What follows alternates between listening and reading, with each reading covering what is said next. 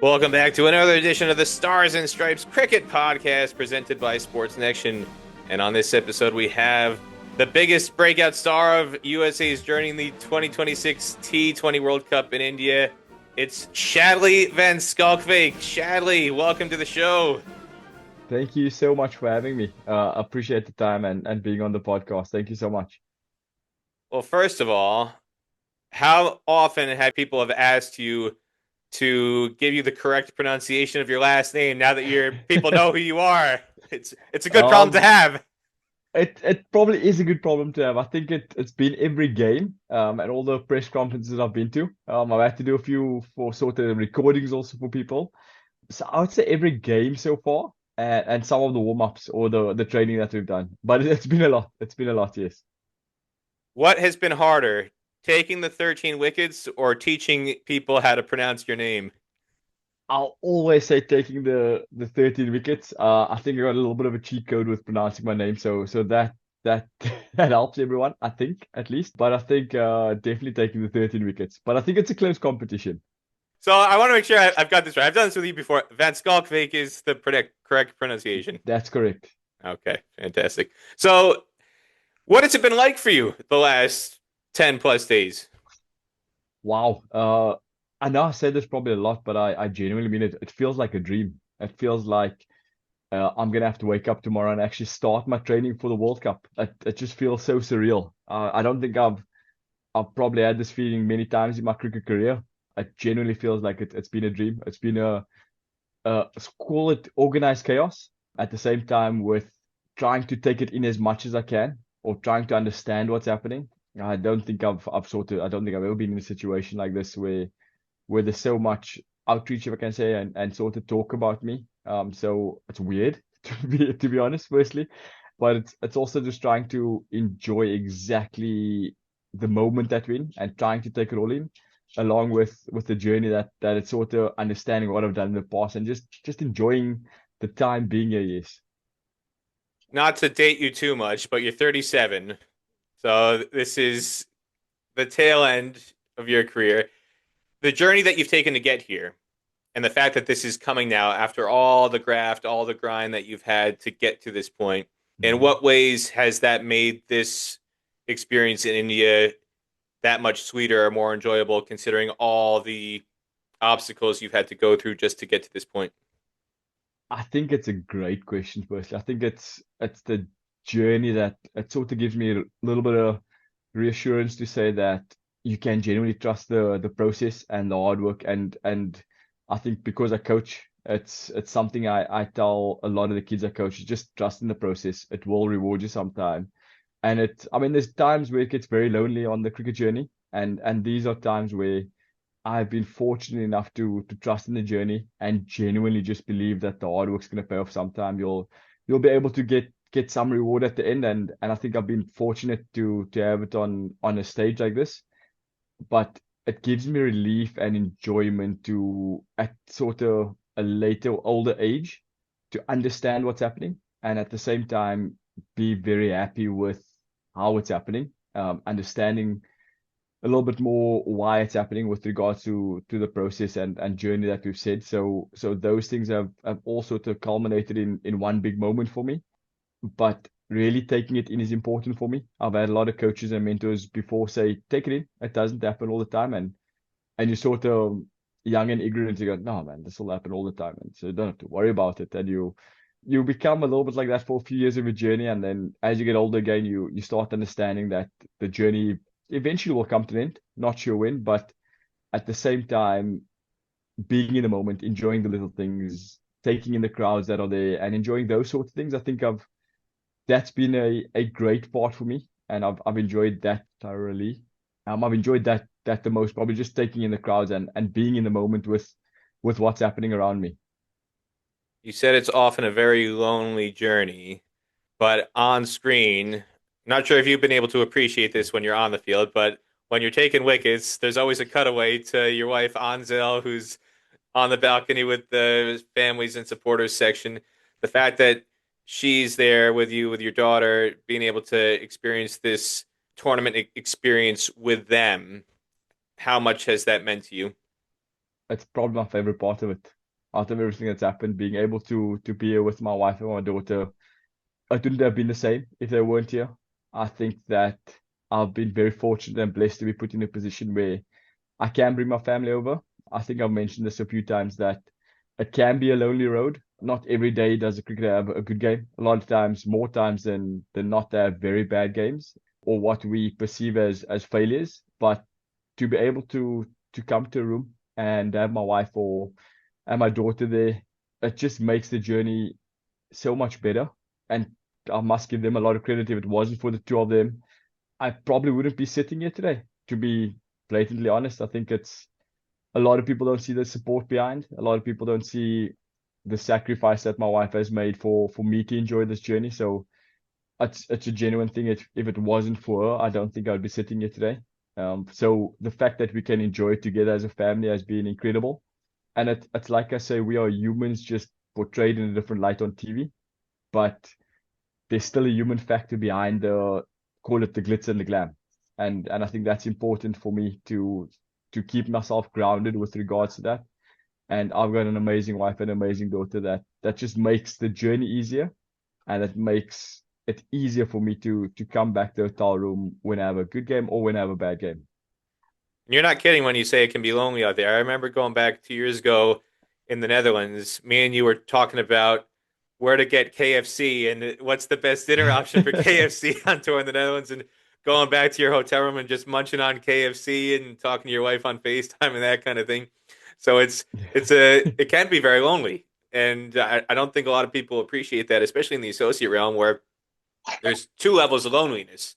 One, the being away from your family, and two, playing in front of crowds or lack thereof, where it might only be a handful of people in the ground, and a lot of people in the broader cricket world don't have a sense of appreciation for the contrast on two different levels. A, being in an event where you're in a crowd of 30,000 people and playing in front of that atmosphere and gaining that appreciation, as well as having the family support and having that appreciation on a personal level, contrasting that with playing in a place like the Netherlands or some other stops on the associate circuit where not only is your wife and daughter away, but you're playing in front of five people. So you're isolated in two different ways. How has that contrast been for you in both of those elements on this tour? It's completely different with regards to it's like you say in associate cricket we play our games in front of a handful of people. It's a graft, but a nice graft. It's also when I say graft, it's a privilege to play. It's also very fun to play cricket. I've always loved my cricket firstly, but the little things that happen is, for example, you do go back to the change room and or the bedroom and you sort of want to FaceTime and a lot of the times don't link up or your family's not there. It could sometimes be up to a 12-hour difference or 8-hour difference, which becomes awkward. So you unfortunately end up talking to family probably once a day. If you're lucky, maybe two or three times. And I'm I just sort want to of cut a in here for a second to highlight this point in particular for you because you've got it even more challenging than players on the East Coast. If you're playing in Europe yes. or Scotland or the Netherlands, it's a 6 hour time difference from the East Coast. Your family is based in Seattle. You live in Seattle, so there's that extra challenge where instead of it being a 6 hour time difference, it's a 9 hour time difference. So that has its own set of challenges. It does. It does. I think call it a little bit of a blessing in disguise. My daughter wakes up quite early. So so we're able to catch up then, but it is a massive contrast. It's a lot of the team environment is that when you go, you sort of split to your rooms. A lot of the guys go for dinner together, but then you get your room and the game's sort of done, whether you've had a good game or bad game. There's always people that will either support you, have a go at you on social media. So it's something I try to stay away from on tours. But it can be lonely, but what makes it less lonely is that phone call back home. For me personally, some guys maybe chill in the team room a little bit longer than others. For me, I like my downtime, so I come back to the room to try just chat to my wife and my daughter. Now, this tour is kind of a full circle moment for you. From what I understand, Mm. I saw a tweet put out by Smith Patel, and I'm not sure how true this is, and you can elaborate on this. But from my understanding, according to his tweet, you actually met your wife in India during the Champions League tournament back in 2009 when you were part of the Eagles franchise. Take us through that story. So very close. It was actually a few months before. So it wasn't very far off. We met in March that same year. Champions League was a little bit late. So we've been together for a few months before that. I think sometimes the story does get mixed up. My wife is or was a cheerleader. She did one of our games in South Africa, a T20 game, and we met at the after party, and then it sort of snowball effect, and a few months later I went to Champions League. She was also part of the IPL cheerleading sides, and when Champions League came to South Africa. So with that regard, I can see where the story sort of gets a misunderstanding, but we met a few months before. And yeah, we've been together for close to 18 years now, and it's the happiest I've been. And now this is the first time that both of you have been together back in India since then, or had you gone at all in between that 17 years? No, this is the first time we've actually been to India together. I think my wife Anjali is a lot more experienced in being in India than I am. I'm sort of the guy that go to the game, come to the hotel, relax, maybe do a little bit of exploring, not too much, but my wife's been to Chennai a few times, and she knows some local spots. So we'll head off for dinner later and try see that. So I trust a lot of her knowledge, but it's the first time we've come together. We've always said we want to come together because she loves India, so do I. I think it's just two different spectrums because as players you get treated a certain way.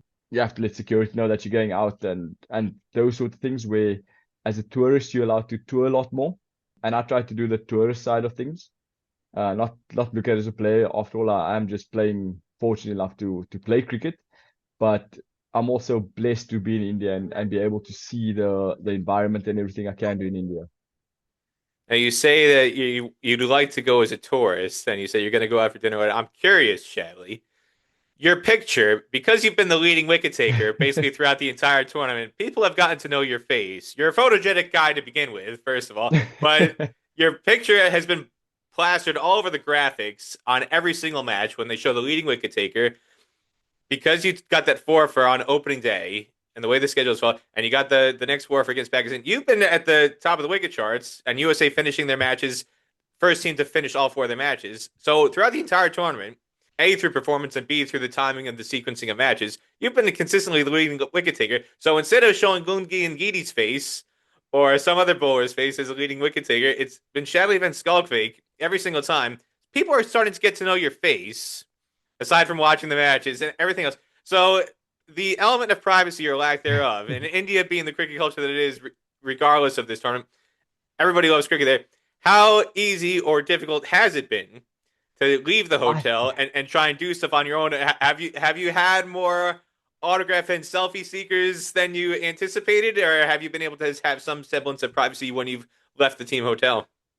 A little bit of both. A little bit of both. It's sort of I love making time for people. So I think it's probably to some people's frustration that I'm always willing to chat and I end up talking a little bit longer than I'm probably supposed to. So whether it's a stranger, whether it's someone that just wants to help me out, whether I help someone out, I have a lot of time for people. I love talking. So with regards to that, yes, it has been. I've had to try and sort of manage that a little bit better. I wouldn't say I'm noticed that much. I'm genuinely just lucky enough to play cricket on a big stage, and I've had a little bit of success. But I mean, I personally I don't think anything's changed. It just feels like I'll chat to anyone normally. Probably the photos has been a little bit more than I expected and a little bit more recognition, I'd say that. Like I think we went to the mall the other day to take my little girl to the play park, and the driver actually ended up noticing and asking for a selfie at the end of it. So I mean, those sort of things has happened a little bit differently. But other than that, it's just for me, it's just a normal day. I don't think people will pay too much attention to what I've done or anything like that. It's just nice to be able to be in that position. When you get people on the street, whether it's your driver or other people, and they're asking you for selfies, do they also ask you for a lesson in how to pronounce your name, or is it just the selfie? They do. Weirdly enough, you are 100% correct there. And to be honest, I just say, just call me Shadow. It's you don't need to pronounce my whole name. Everyone can just call me Shadow. Everyone's called me Shadow for I think since I was 14 years old. So going on 22 years, 23 years, almost 24 years now. So I mean to anyone I literally just say, no, call me Shadow. You don't have to stress about my name. And I think that makes it a little bit easier for people. Now, in terms of the cricket specifically in this tournament, one of the remarkable things about your performance, from my vantage point, is that based on the team combinations that were projected going into this tournament, there was a very high probability you were not going to play a single match. And then 48 hours before the opening night against India, the team is on the field against New Zealand. Jessy Singh, the vice captain, dives to try and take a catch at mid off, lands on his shoulder, and then suddenly he's ruled out for the tournament. That opens the door for you to get into the starting 11 when it was touch and go. Maybe were you going to be in the starting 11? Were you going to be the last man? Were you going to be 12th man going into the first match? And then you get this opportunity and you run away with it. Take me through the emotions and kind of the whirlwind of what was going on within the team in terms of your role or your expected role going into that last warm up match and then seeing that unfold and what was going through your mind. Obviously, you've got the compassion for your teammate who's now injured, but contrasting that with the recognition that, hey, I now have an opportunity to step up and here's my chance to do something for the team. It's a difficult one. As a player, you never want a teammate and a friend to get injured.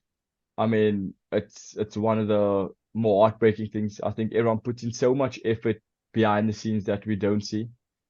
So for something like that to happen, it's genuinely heartbreaking. It's sometimes arguably the biggest stages that we get to play on as associate cricketers. So you never want that to happen to any teammate, whether I'm in the starting 11 or whether I'm not part of the 15. You don't sit on the side as a player personally and want anything like that to happen to someone. It's heartbreaking, to be fair. But to get to the second part of the question, I think the communication has always been very good with me and the coach. We've always said that I probably wasn't part of the starting 11, but being a more, say, call it experienced cricketer, I've always worked like I was always playing the next game. You hear of people getting injured in warm-ups and you hear of people of just getting sick before the game and you need to get going. So with that regard, I've always prepared every session like I was playing in the starting 11, whether I'm in a 15-man squad, whether I'm still in, if I was still in Seattle, my preparation of being exactly the same. Work out, gym, running, do my things, ticking the right boxes. So if the opportunity ever arose, I would be ready. I don't know how to describe it. Unfortunately, the opportunity arose this way. I say that because I don't wish injury on anyone. I know it's part of cricket, but it can be heartbreaking, yes. But just to highlight the point, the ICC tournament media guide featuring all tidbits about all 15 players from each team and where they're born and what their recent performances have been. You weren't even included in the ICC media guide. Your picture, your name, everything is missing. There's no Shadley van Schalkwyk in the USA portion of the media guide. So I'm not sure what was communicated or what was passed along to the ICC in terms of what they were prepping for this tournament. But I can imagine all these broadcasters who are coming across your name, especially on opening night against India, and they're quick trying to flip to find something about Shadley van Schalkwyk. Look, here's the USA page on the media guide, and you're not even there. And then, well, what do I say about this guy? I mean, that's to highlight. That's how unusual the situation was going from 48 hours before to then Hmm. opening night, and you get that opportunity against India.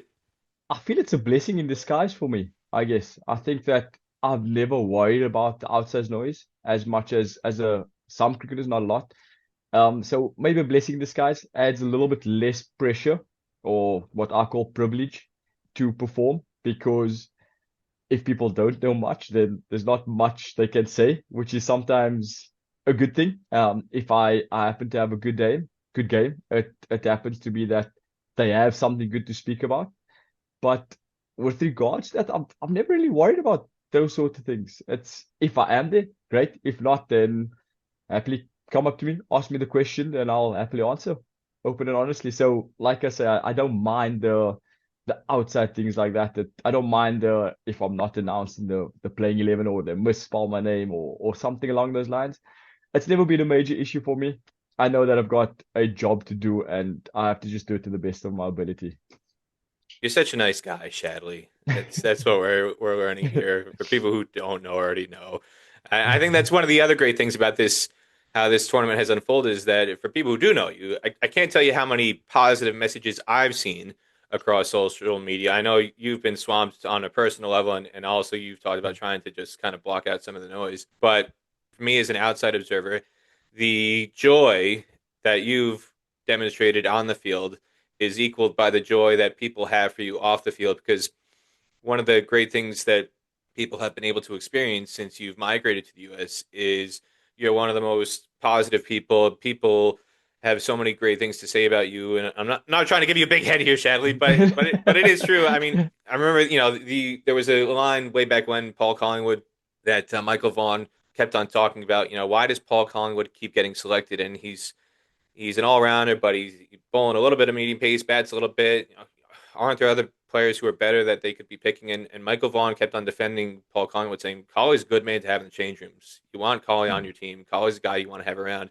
And I feel in a similar way that's how people in the U.S. community in particular feel about you. That whether it's in Seattle or whether it's with LA Knight Riders or other places you've been a part of in terms of franchise teams or other club teams, that one of the things that's consistent across the board is that people universally have a very positive view of Shadley van Schalkwyk. And I'm curious, Shadley, do you have deep pockets? Are you slipping people 20s and tens to get them to keep you sweet? Or what's the secret Oh, sauce? I genuinely wish I had deep pockets. I don't. I don't at all. But it's just me. I think if anyone, I just try to be myself wherever I go. To be honest, I'm genuinely an introvert. I think if you, a lot of people that know me personally, would say no, he's very introverted. But there's a few things that I believe in the cricket system. One of them is always just be in a positive environment, be a good teammate, be a good person to the person next to you, be a good human being before. And I believe this before being the cricketer, you have to be a good human being. That's my first thing.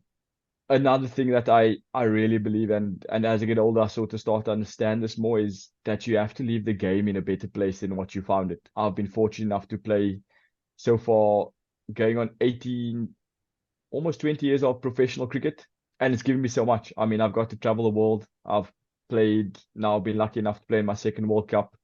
I've played one of a few leagues around the world, so I genuinely believe to leave the game in a better spot than you got it. I mean, and that it's close to my heart because I coach kids that are pushing to play for USA, are pushing to play for leagues, and I don't want them to sort the same fights that I've been fighting, whether it's personally, whether it's with anyone. I don't want them to go through that. I want them to go into a system that will genuinely be like, oh, this is great. Like I cannot believe this environment for us. And I mean, that's my belief. So those few things, being a good human being is probably more important than anything else. And then this game's given me so much. I'd love to repay it in somehow. Got some questions about some good human beings. You've got some common threads with some people. We'll get to that in a minute. But first, I want to remind everybody that today's episode of the Stars and Stripes Cricket Podcast is brought to you by Sportsnection, the home of the first ever U.S. cricket trading card set, the Stars and Stumps series. Head to sportsnection.com to get your hands on limited edition items, including autographed cricket trading cards from up and coming USA men's stars such as Sai Mukamala, Sanjay Krishnamurti, Muhammad Mohsin, and Shubham. Stars and Stripes Cricket Podcast listeners can use coupon code PDP2026 at checkout to get 20% off any online order. That's coupon code PDP2026. And if you're wondering why there's no Shadley van Schalkwyk card in the Stars and Stumps series, it's because he's got his card printed from the 2024 World Cup when USA's players had some cards printed by Sportsnection in their previous appearance at the T20 World Cup. So you can find Shadley van Schalkwyk's trading card. It might be on eBay. There's places to find it if you search hard enough. Sports Action is not only American owned, but their cards are printed in the US of A. Once again, that's Sports Action, uniting athletes and fans through trading cards. I want to ask you about some of those good people that you've come across in a bit, but first, I want to ask you about, just take me back to opening night, to the first wicket of Ishan Kishan. That was the start of everything in this tournament, and things just snowballed from there. So, what do you remember about that opening night spell? Can I be honest with you? Not much. I knew you were going to I've say been that. saying no, no, no, but I know it might sound like a cliche, but I genuinely, it's been like I've tried to think back to the moments that things happened, and the only way I've sort of remembered it now is because I've seen a few of the highlights. But if you had to ask me 2 or 3 days after the game what happened, I wouldn't have been able to tell you. So looking back after the first weekend, if I have to think about it now, I think it was genuinely just being in the moment. I think it led up to with the opening ceremony. We're obviously not allowed a phone, so we're not allowed to capture anything in the change room or anything. So I went to go sit in the dugout because I mean, how often do you get to go to opening ceremony of a World Cup? And I sat in the dugout and I took every moment in. I think that helped me. So with regards to first wicket, I think I was just overjoyed because a lot of the talk before the game was about India scoring 300 against USA. So there was joy and relief for the team that we could actually make a massive impact on the world stage. And if we do our jobs to the best of the ability, because everyone, the squad, the management, the liaisons are all behind us, that we can, if we could have caused the upset, that was probably the best time. But being in the moment and just being very overjoyed for how hard the team has worked for the weeks before that. And I was lucky enough to be at the stage where I was taking the wicket, and Millen took a great catch to help me out there. You mentioned the 300 alert. This has been a talking point in the media. I'm not sure how much you would have encountered this in your role, but this has been something that has irked a lot of people who cover the associate teams, whether it's USA or Nepal or Scotland. Mhm. This 300 alert, which is, from our perspective on the media side, very insulting. We feel like it's completely disrespectful. And I'm curious, now that you've brought it up, to what degree of motivation and fuel did that provide you and some of the other players in the team, seeing how that was the way USA and other teams were being talked up that, oh, this is a 300 alert match. India could score 300 here. It's a difficult one. They're obviously extremely talented players, and the series they had before the World Cup, you kind of understood what they were thinking. But at the same time, our conversation was general about the belief that we have as a side, and if we get something to just go our way, then we can show the world what we can do as a team. I think that always adds fuel to some players' motivation. I think players are motivated in different ways. I don't think the proving wrong theory is something I'd focus on, if I could say that. It's always been about my plans and what I would like to do on that given day to a different batsman. And the results are gonna happen. Whether they scored 320 or whether they got the 160 or 70 that they did, it was always gonna take the result was always gonna happen. What we did or what we can do or what I can do to stay in that moment to do my job is more important, like I said, than the outside noise of will a team or will one the sides get 300 against the associate. And I think a lot of the associate nations now have proven that there's really good cricketers across the board. And it's great to see. It's great to be a part of a team that is spoken about with high regard. And also it's great to hear commentators and personalities speaking about associate nation, how they've grown with call it less than half the resources that full member nations have, and for me to be a part of that is great.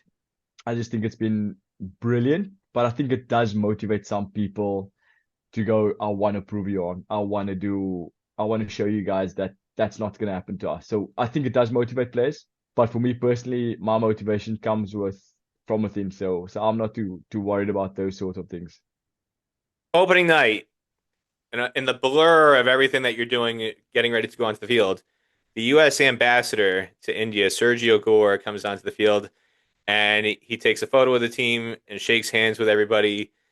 And then, less than 24 hours later, President Trump puts out the photo of the team with Sergio Gore, the ambassador, on social media, and he sends a message saying, we support USA and I'm rooting for you, and we've got a great team.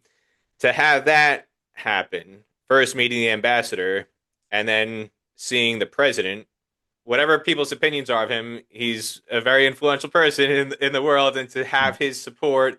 And what happens when somebody like Trump, in San Francisco when I was at the Cricket Impact Forum, I remember one of the MLC staff members.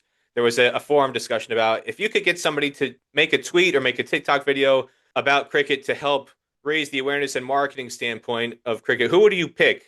And one person said if I could get Taylor Swift to tweet something about cricket, and another person said if I could get Kim Kardashian or Kylie or Kendall Jenner Mm. to tweet something about cricket, and another person said, well, I don't really agree with his politics, but President Trump, there's nobody bigger that you could get to make noise about cricket, and that came to reality. That was in October. That discussion happened here. I, A couple months later, Trump is posting on social media about cricket. So all of those things unfolding over the course of the India match. What was your reaction personally, and just kind of the team reaction of the sense of the U.S. ambassador, which is a pretty big deal, is coming to the match and to mm. supporting the team, and then to see the message that was put on social media by Trump on Super Bowl Sunday of all days. Again, most people's focus in America is on the Seahawks, your hometown Seahawks winning the Yeah. Super Bowl, and instead of Trump talking about the Seahawks, Trump's talking about the U.S. cricket team.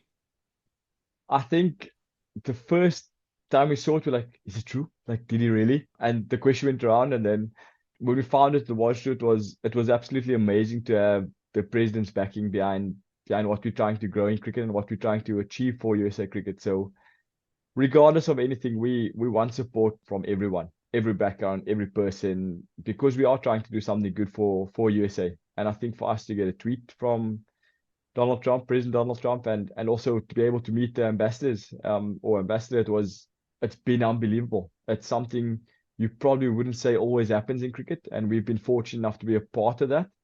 But the first things was it true, and then this is amazing. We're getting to do something that we love, and it's been put on a major stage, and we're able to grow the sport with something like that, or get a few more eyes that are watching USA cricket to go through and sort of grow the game as much as we can.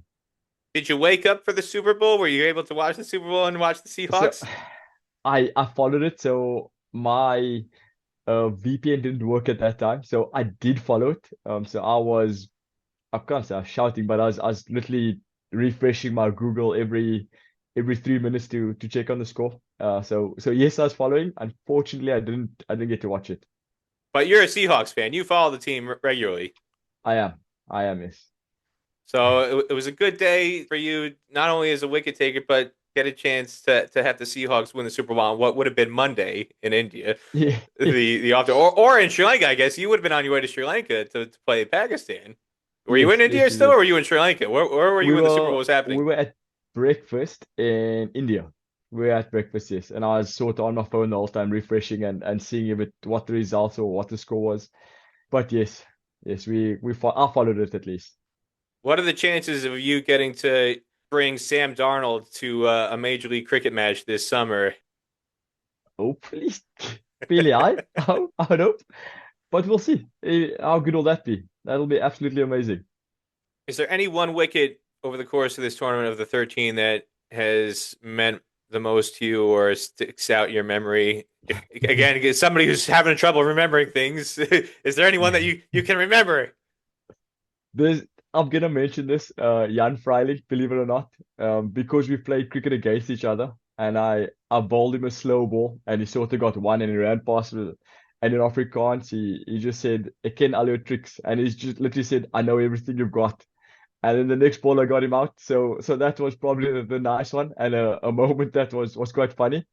But I think I treasure every wicket as you go along. I think of the name too much. I think picking up wickets is just a end result. I do treasure the wickets. If the wicket column happens to look good, it's always nice. But if one that stands out, I'm going to say Jan Freiling. For interesting reasons as well. I like that story. Now, I want to go back to how you came to the U.S. in the first place, Mhm, and there's a link with Nosh Kenjige, and I talked mhm, about good people and surrounding yourself with good people. Nosh Kenjige is always somebody who's universally respected and well liked. He's a great role model in terms of his own journey to get mhm, into the U.S. squad and the hard work that he had to put in back in 2016 and 2017, and the hard work he continues to put in. Nosh is somebody who's always right at the top of the fitness tests and Mm, pushing himself and pushing others to kind of raise that bar. And I wouldn't say Nash is a vocal guy. He's somebody who I would say he leads more by example mm, and the things he definitely. does in that way. And he met you, I believe it was in 2019, when he was coming to South Africa, again, just trying to push himself. He was looking for a training opportunity leading into a U.S. tour that USA was going to be touring Nepal early in 2020. And I believe he came to Bloemfontein, and that is where he met you. And now I remember talking to Nash about this, Shadley, and when I asked him what it was like training in Bloemfontein, he told me, "Oh, I got a chance to test myself, and I got to bowl to Keegan Peterson and some test players, and I got exposed to some South African players who they really pushed me." He never mentioned your name then, Shadley. He was talking about I Keegan Peterson. I think it's probably because he got me out a few more times than I wanted in the nets. So I don't think he needed to mention my name. I'm also glad he didn't because probably just said, "Oh, I've got shut out like 16 times in 17 balls," which I don't think it's great. But yeah, I mean he worked hard. He worked extremely hard when he came to Bloom. He was when I say there used to be about close to three practices a day. So some guys used to come in individually and Nosh used to come in and bowl. Then we'd have the team practice or call it our B-side practice, which some of us were still playing B-side and a little bit of franchise. And you'd bowl for the literally the 3 hours there. We'd have about 5, 6 hour break, and that was the morning session. Towards the evening, the call it the A team at that side or the franchise side came in and Nosh should be there. He'd be the first one working hard, ready to bowl, and he'd bowl the whole session again. I think it's testament to what he's done in USA colors, not only in USA colors, in the franchise he's played around the world. He's led by example. I think he still leads by example in the side. When we do our fitness testing, our running, we're always like, where's Nosh? Because we don't want to look that bad. Not that all of us are fit, but Nosh is just a lot fitter with regards to running. So a few of us like, okay, let's run next to Nosh so we can actually see how fit he is and how fit we can be. I think he sets that example for every player. I will say we do beat him in the gym a little bit with regards to weights, lifting a little bit heavier. So that's one thing I'll say fitness wise I'm better than Nosh, but he's an incredible example to I think to every USA cricketer, to every youngster that's coming through. His hard work, his determination, it's been like you say, an example for everyone. And it's like you say, he doesn't maybe say it a lot or speak a lot, but he shows it and people notice it, which is it's great to see.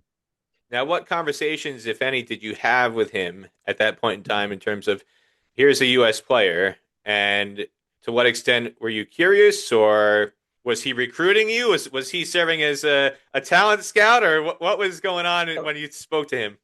You could say that now, but honestly, it was literally just a WhatsApp message. I was very comfortable back in South Africa. I think it was just been offered a 2 year contract from the franchise, and it would have been very easy to accept. And this is But what I needed time frame of this? What are we talking about? 2020. I think it was early 2020, just before COVID. So you were offered a Uh, 2 year contract just before COVID. yes, yes. Just before COVID, I've gone, and this is COVID wasn't even being spoken about in South Africa or as much in USA. And I dropped Nosh a message. I said like, Nosh, there's still cricket in the USA. Being the ignorant South Africa back then, South African and sort of like, oh, whatever. And he's like, yeah. And I was like, is there any chance you can maybe put me in touch with someone? He gave me the CEO at that time. I think it was Ian Higgins at that time. He gave me his email, sent my agent sent him an email and just said he got back to me and said, look, cricket's great. We want to grow the sport in USA. So for likes of me to come over would be great. And I went over a few months later and started with coaching. There wasn't any cricket or started with trying to just see the system, not necessarily committed to anything. And this was in And Seattle, your first visit, or did you go somewhere this else? was in Seattle. Yes, this was in Seattle, and just sort of so on a voluntary basis, I went to go help out and see if there's a structure or if there's something I can maybe look forward to and go to in USA. And fast forward a few months down the line, I committed and said, yes, let's go, let's do it. I don't think a lot of people were upset. I remember chatting to our captain Pite at that time, and he's going, I knew you were gonna leave. And I was like, what? He's like, yeah, you were never gonna play franchise cricket in South Africa forever. So go ahead, take it to the next level. This is We Pipe had a Van Billion. yes, that's Python Bullion, yes. And then Alan Kruger, Alan Donald was our part of our coaching staff, and along with like Mornay Kaslan that we chatted about a little bit. And I called the management and I said, look, guys, this will be my last 3 week tour because I'm moving to USA. And after this, I'll be retiring from first class cricket. So don't keep me in the plans for the future. And the reaction was a little bit better than I expected. The coach was first taken aback by it a little bit because I was more or less in his plans for the next 2 years. So he had to sort of adjust to that. Alan Donald was great. Take a chance. I mean, American sport is unbelievable. If you have a way to call it. Bernard Kutsia was also there, and his words was always a lot of wisdom behind it. He said that because his career was a little bit shorter than it should have been. But he says, Chad, it's amazing that you get to choose your retirement. Not a lot of cricketers do. Sorry, who And said he this? said, Werner Kutsia, we call him Veris. Okay. He said that not a lot of cricketers get to choose when they retire from first class cricket. It sort of just sneaks up on you and you're out the system and you're coaching and you never really get to call it like you want. So a lot of wisdom from me and words and a lot of that stuck out to me. And at the same time, a lot of the conversations like you just have 3 more games for 100 first class games, and I've gone, that's I can't see myself playing a Red Bull game ever again in my life. So I mean they took it on brilliantly. They were happy. I managed to have a conversation with the CEO when I got back, and he understood completely that I was looking for something possibly at that age was more talks of beyond cricket because I think in media you get labeled as, oh, you're 32, especially in South Africa. Like maybe it's time for you to start considering coaching and stopping. I think the likes of Faf and Tom Brady, Jimmy Anderson, guys like that have set a different benchmark, which is quite nice for us to follow in and say we can play a little bit older. But that was the conversation that was starting to happen. And I think if I'm honest with myself and if I stayed there and signed a 2 year contract, I don't think I would have been playing cricket today. I think I would have been in a coaching setup. You said Nash was the first kind of conduit in terms of you sent him a WhatsApp message and you had that interaction with him when he came to Bloemfontein 2019.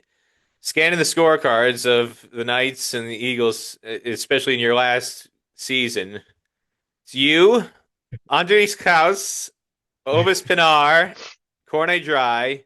Were you a talent scout recruiting those guys? What was the chain of sequencing in terms of how those guys managed to all come to the USA? 4 guys from the same franchise. I wouldn't say as a talent scout. I think I maybe had a word or two with 1 or 2 players. I think credit can't be given to me. I think it must be given to Rusty, who reached out to us also. He was brilliant with bridging the gap of Rusty what we did. Turan, for people who don't Yes, know. Rusty Tron. Yes, yes, it is. He was brilliant with bridging the gap. As much as I'd love to take credit, it genuinely wasn't me. I just maybe because I was in USA at that time, they did ask me about it and I could vouch for it. I could be honest and say it's completely raw, and which it was at that stage. There's a lot of work to be done, but I can't take credit for that. I think that's Rusty Dron that sort of bridged the gap for a few of the guys on that scorecard. Believe it or not, 4 of us to come over to US. But you were the first domino in that sequence. It was you who came I first. It wasn't Andres went mm, first. You were the first one to go over, and then they were starting to try and get feedback from you to say, "Hey, give us the real answer. Don't sweet talk us. Don't sugarcoat it. Is it worth coming?"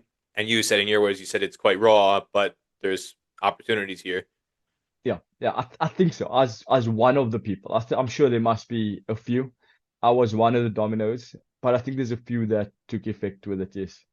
And you had mentioned Rusty Turan's influence. Now he's somebody who, for people who aren't aware, made his USA debut in 2019, and he's also kind of a fascinating story because he initially retired from South African cricket with the intention to become a teacher. He came to Mm. Florida initially to get a teaching degree, and then just kind of by osmosis, as happens to some people, almost in a similar way to Saurabh Netravalkar, where Saurabh Netravalkar came to the U.S. to do a degree at Cornell University in New York, had no intention to play cricket, and he's focusing on his computer programming, and kind of just little bit by little, it starts to seep back in. You start to notice there's cricket happening here, there's cricket happening at Cornell, then there's all these little T20 tournaments that start to pop up.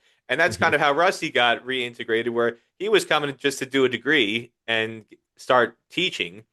and he's going to university or college, teaching college in Florida, and somebody found out that he was there, and it was just a case of like, oh, we got to get Rusty Turan because this guy played IPL. He's like kind of a big deal, and we need to rope him in, and even if it's just as a ringer for a couple tournaments, yeah, just Mm. quick money, quick cash, just throw him $5,000, Mm. get him to come out, and we want to win this tournament, so we need Rusty, and you do that enough times, and you start to play more and more, and then kind of you start to scratch that itch, and it's like, oh, maybe I miss cricket a little bit more than I thought, and maybe there's something here, and maybe I can take it more seriously. Which, if you talk to Sarb, he says the same thing.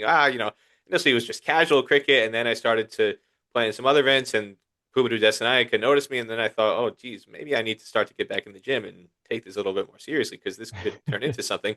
And that was kind of Rusty. So Rusty made his debut in 2019. He didn't have a long career for USA. He stopped playing in 2021, 2022. But according to you, his impact is still being felt from the Mm. standpoint that he played quite a pivotal role in getting the likes of yourself and Andres and Obis and Corne Dry and some other guys to get them to take that leap of faith to Mm. leave South African cricket behind, which, in your words, you said you felt secure. There was stability there. Could have had a 2 year contract. You could have kept playing, and life would have been easy. But you decided to take that risk and come to the U.S. And I'm just curious. And again, this is at a point in time we can look in hindsight now and say, oh, well, Major League Cricket is thriving, and man, there's opportunities there. That was a great unknown because there had been so many T20 attempted Mm. launches for big events that just went nowhere. And so back 2021, 22, yeah, there was all this talk about Major League Cricket. It's going to be big. And some people, and I'll raise my hand and say I was one of them, just kind of rolled our eyes and said, oh, here we go again. Another, snake oil scam where, somebody's talking up to T20 league that's not going to amount to anything. And man, these marks, these South African marks, they're just easy marks, man. Man, they're falling for this scam. We've been through this. We know the deal. These poor guys, they're leaving everything behind in South Africa, and boy, they don't know what they're in for. They're gonna fall for it hard when reality sets in. And amazingly, it hasn't happened. But at that point in time, there was a lot of unknowns, a lot of Mm. variables in play. So I'm curious what Rusty said to you to get you to make that leap of faith. And again, not just yourself. You mentioned your wife, daughter, the whole family. There's a whole family, a whole ecosystem that gets uprooted when these decisions get made. Yes, yes, it was a few conversations going back and forth, but one thing that we in South Africa also look after is sort of the future after cricket. We get educated quite early with you can't play forever, give it a full run, but start thinking about after cricket. And at that time, it felt like cricket was slowing down in South Africa with regards to people coming through. I think the SA20 has revamped the whole cricketing system in South Africa, so there's a lot more players or kids that want to play cricket now. But I think with the growth of cricket, when I came over volunteered and I saw so much kids wanting to get involved with cricket, and that sort of opened my eyes a little bit more. And Rusty, I remember these words like as if it was yesterday, or he just said it earlier. And he said, just add value.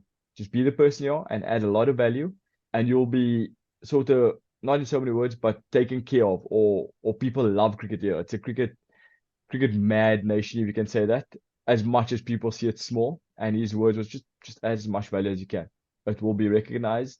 They will love you, and just keep adding value. And I think it's something we as the South African group that came over, you can say that we took it to heart, and I think we haven't looked back since. In what way do you feel you've added the most value? Giving back. I never thought I'd enjoy coaching as much. I think because I don't think I had the typical professional cricketer's journey, but I had a lot of, I wouldn't say mental struggles, but a lot of stuff that I had to deal with regards to cricket that I can impart, like every other cricketer, that I can impart on the younger guys coming through. So that impact and giving back to the game, I think I've added a lot of value with regards to that. I think that's probably my biggest thing that I can say. One thing you touched on there, it makes me think, and I've heard this from several places over the years, that sometimes the best coaches in a sporting sense are guys who everything did not come easy to them. Mm. So from the standpoint of like Sachin Tendulkar is not going to be expected to be a great coach because how many people can understand what he's gone through? For him, Mm. things are coming easy and scoring all these runs and all these centuries, whatever. And it's a lot harder to kind of relate or empathize with other players, to the ones who are never going to be Sachin, never going to reach the level, and haven't faced the adversity and just don't understand, whether from a mental standpoint or from a skill standpoint. Like, this is hard. It's Mm. not easy. And hearing you talk about it, it sounds like there's a greater connection with the kids in the Seattle area because you understand the struggle. You know that it doesn't come easy and Mm. it's not so straightforward. And in some ways, that helps make a better coach because you can communicate these things in a way that an everyman, in a sense, can understand to help them improve their game because you identify the struggle that they're going through. In what ways, from that standpoint, do you feel like the journey that you've gone through, which again hasn't been a straight line, there's been a lot of zigzags along the way. In what ways does that help you in the coaching that you do in Seattle? Uh, Firstly, I don't think any professional cricketer's journey is a straight line. I think some guys are just better at being at the right spot at the right time. Some guys are there at the right time, just doesn't get noticed. Whichever the journey is, everyone's journey is different. I think no cricketer's line is straight. I think the end route looks like it was a straight line, but for me, imparting sort of a little bit of I can refer to what failures I've been through, and I see it in some kids today, especially the US kids that I coach. They don't fail at anything else. When I have conversations, a few of the kids are, oh, coach, I failed the subject today, and I'll genuinely say like your fail or my fail, because that just means like what did you get? And it's like, oh, I got 85%. I'm like, that's not a fail. That's incredible. Well done. It's like, no, no, no. I'm scared to go home, and I'm like, I would be running home with that mark. Like, what do you mean? So with that regards, just helping them necessarily through cricket failure, because you do fail more than you succeed in cricket. I think it's harder for kids in USA because they don't fail in other sports necessarily. It's a very in US what I find is a skill-based sport. In South Africa, you play up to five, sometimes six sports in South Africa in a year alone, or throughout your high school career, if I can call it. So imparting knowledge that I feel it's sort of if I look back is I prefer this journey that I've been on than having it any other way because it taught me a lot and it's taught me how to communicate certain things that are sometimes difficult for other people to communicate. And I think with just talking about my failures or understanding why I failed or what I had to go through in cricket and what I had to do, it sort of makes or I try to make other guys' journeys a little bit easier than what is for mine. I always want it to be easier, but it's tough being a professional cricketer. But they know that, and they know that it comes with a lot of hard work and a lot of determination and a lot of sacrifices. So I always try to impart the life lessons firstly, and also the cricketing lessons as a part of what I do and how my journey's been on kids that are old enough to understand it. I'm curious. I've got a couple questions I want to knock out here before we get to the end of the favorite 11. But one of those, you went to the same high school as Jacques Hallis, Winburg High Mm. School. And I'm curious, you're here where you are now at a World Cup, but even back then, I mean, were you one of the leading players at Winburg, or were you somebody who always had to kind of work your way up and it was a lot of attrition? I was never, to be honest, I played some first team cricket, but I had to work for it. I think a lot of the guys in my year, I think reached 100 caps for the first team. I never ever reached that. I was a second team cricketer for a lot of the time. I was fortunate enough to I think I played my whole last year in the first team. So that was my final year of school, where a lot of friends of mine, and rightly so, they were great players, were playing ahead of me. I always felt I had to work a little bit harder. Not necessarily felt, I always liked working harder. I think I always wanted to be a professional sportsman, whether it was rugby or cricket. I still chat to one of my friends now, Dalen. He's a comedian back in South Africa, and he's brilliant. And he says, because we had a mental guy sort of my last year, and we had to write down goals. And at that stage, I wasn't in any provincial setup. I wasn't invited to camps. I've never made a provincial side, and nothing like that leading up to it, where a lot of the first team players was a part of the U13 setup, the U15, U17, and going on to U19, where I say I snuck through the back door, where I remember even getting to the S and the 19 camp, and the coach at that stage, Ray Jennings, was like, who's that kid? I've never seen him before. Obviously, me in the background hearing this, not knowing that he knows I heard this, but he genuinely didn't know me.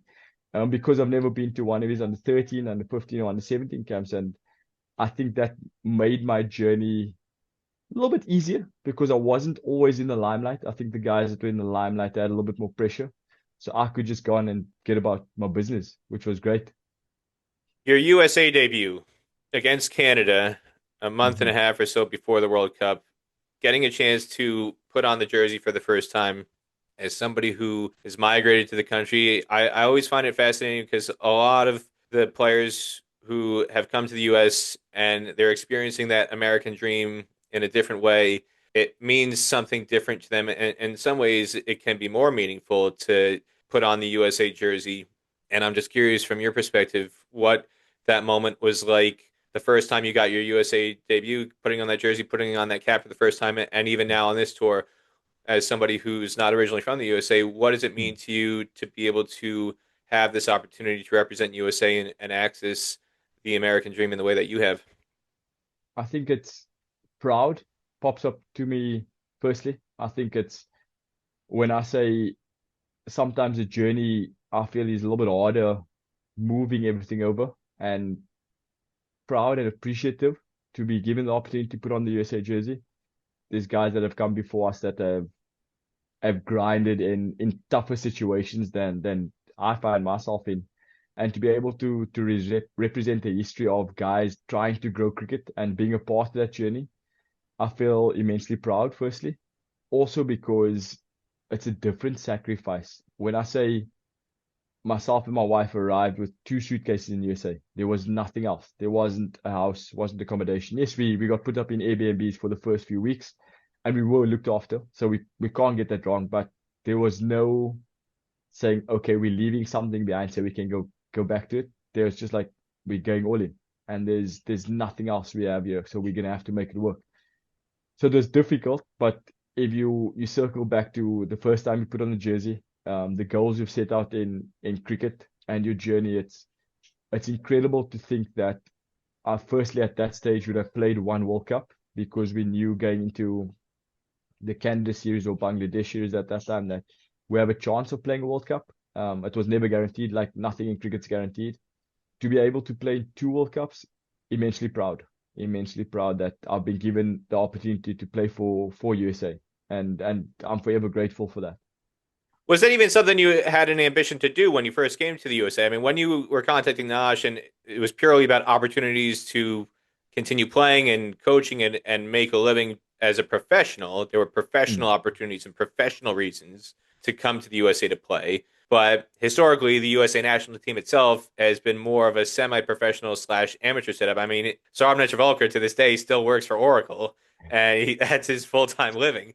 And not everybody in the team is like that, but the aspect of playing for the USA, I don't know if that was necessarily like a vision from the standpoint of, oh, this is how I'm going to make a living. I think it was more of a case of the Mm. coaching and the kind of the things that were tied to Major League Cricket and those aspects in minor league cricket and Seattle Thunderbolts and everything else. Did you even have a ambition to play for USA, or is it something that has just unfolded over the course of events? Honestly, yes. I've got a document from I think it's 2020 where I've written up on the flight to USA about goals I want to achieve. Have I achieved everyone? No, not yet. But the top first line was to play for USA in the World Cup. At that stage when I just came over, it was I think I had 3 years and 3 months to commit, or maybe just over or under that, if I'm not mistaken, to be able to give it a full run to try and make a USA team and play in the World Cup. So yes, it was part of the goals. I've got that on my laptop. I've got it where it's written. I share it with my kids that I coach that every single goal. I mean, there's a lot on there that I haven't achieved that I'm still trying to achieve. But the first one was to play for USA in the World Cup, yes. Now, one more question before we get to the favorite element. I have to ask you this. In your short career, you've been in the team now less than 2 years.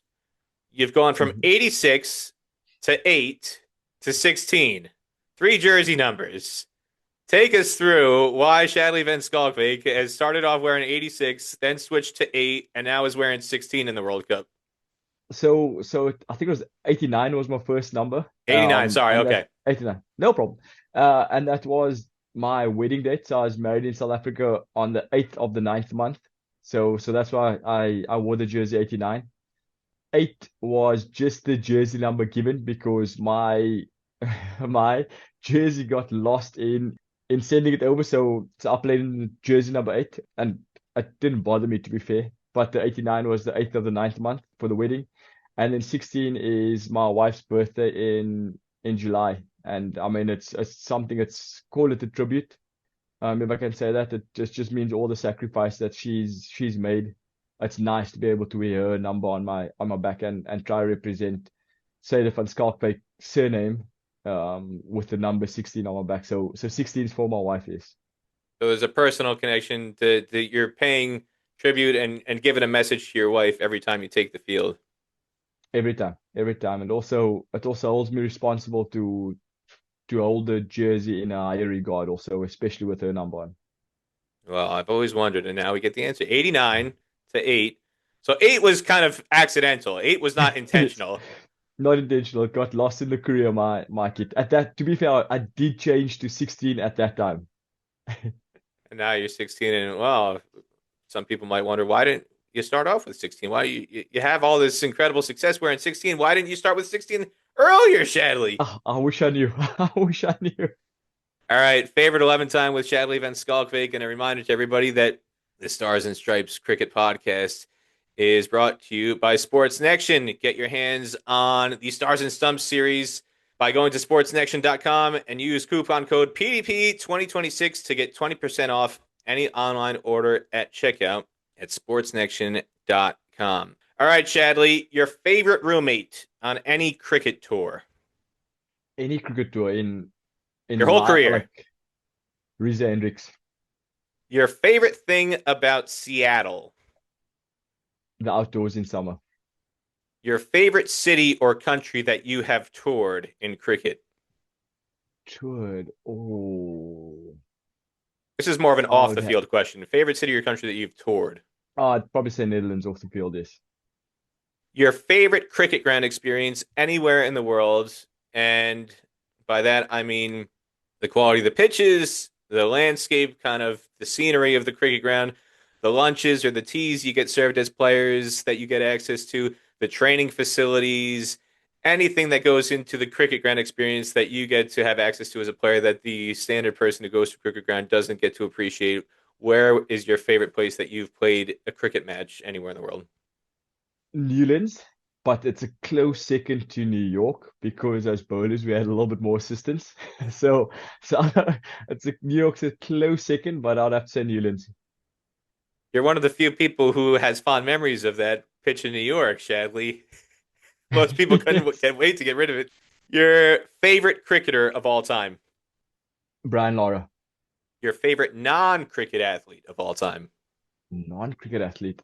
It's changed over a few years, but Tom Brady because he changed the way people look at how long people can play sport.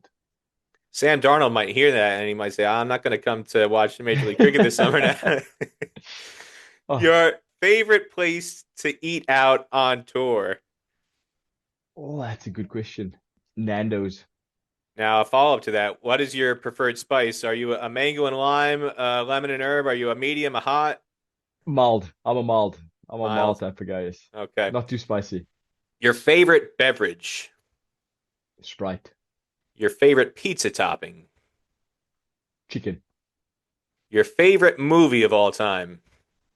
Braveheart. And finally, your favorite show to binge watch when you get the time. I know you're a busy guy, Shadley, but if you do, when there's time to kill and you're on a long flight, you got time to pass. Favorite show to binge watch, whether it's Netflix, Amazon Prime, Hulu, Disney Plus, Paramount Plus. What's your I go-to? would say Netflix, Lincoln Lawyer. There you have it, Shadley van Schalkwyk, the tournament's leading wicket taker at the 2026 ICC Men's T20 World Cup in India and Sri Lanka, 13 wickets in the group stage for USA. And yet, you might not be done, Shadley, because based on what happens in the Namibia-Pakistan match, we could see more of you. You know, you had that interaction with Jan Freiling on the field. What have you said anything to Jan Freiling or any of the other guys to give them some encouragement when they go up against Pakistan? Because if they win, you're still playing three more matches. Nothing yet. I'm hoping that they pull one through for us, and we just have to wait and see. I know we're all gathering as a team to watch the game, which will, I think, be nervous times because we've all worked hard and we really want to go through. But at the moment, it's out of our control. But yeah, we really want to go through to the Super 8s. Anything else you want to say to the masses that they don't already know about you, Shadley, that you'd love for them to know, or any special message for people watching out there about your journey? Nothing much really. If you ever bump into me, if you want to have a coffee, pop by. Happy to do it. There you go, Shadley van Schalkwyk. Thank you so much for coming on the Stars and Stripes Cricket Podcast, and good luck watching the Namibia-Pakistan match, I guess, Shadley. Thank you. Should be fun. It should be a lot of fun.